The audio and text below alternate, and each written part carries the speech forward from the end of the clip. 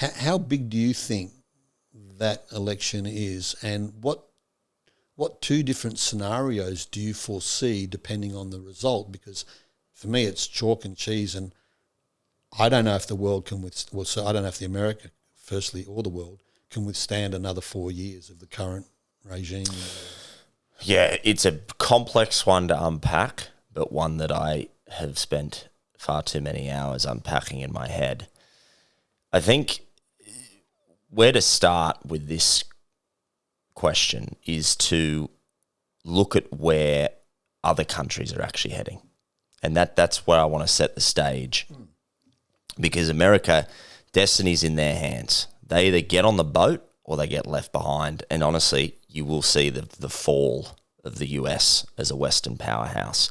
So behind the scenes, you've got the BRICS, which is Brazil, Russia, India, China, and South Africa. But you've got tons more joining it and have joined it. Turkey, all these people.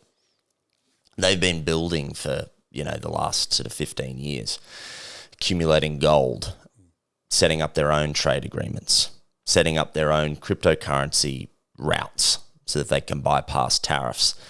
They're going to go on with this new world without the US if they have to. They've been undermining the US dollar. The US dollar is just so overinflated and useless in many respects, backed by backed by petrol and fucking oil, and it's crumbling before our eyes. It's only propped up by printing money, and treasury bonds, etc. And you've got two options. You've got Trump wins. He's very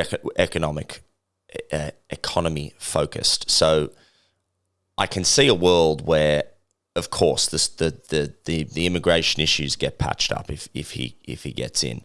Can he fix the $35 trillion of debt that they have? I have some personal beliefs that there might be a route that he could do that through certain crypto assets.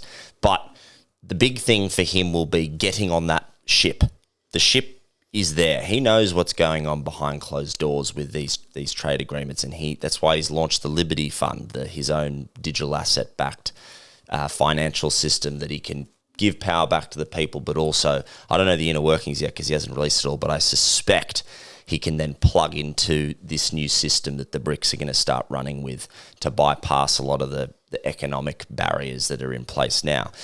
So if he wins, we see things stabilise, broadly speaking. We see them tap into the new system. We hopefully see war get nipped in the bud. Not overall. I mean, Iran just slung 200 rockets overnight. Israel just invaded Lebanon, so I don't know where that's all going to go. But he's the best hope we have for settling the world on a conflict front, because he had a peaceful 4 years the first time he was there. We can start to see him hopefully drop, crime rates and protect women most of all. Like, they're the one, women and children are the most vulnerable they've ever been in the US. They're fearful to walk down the street.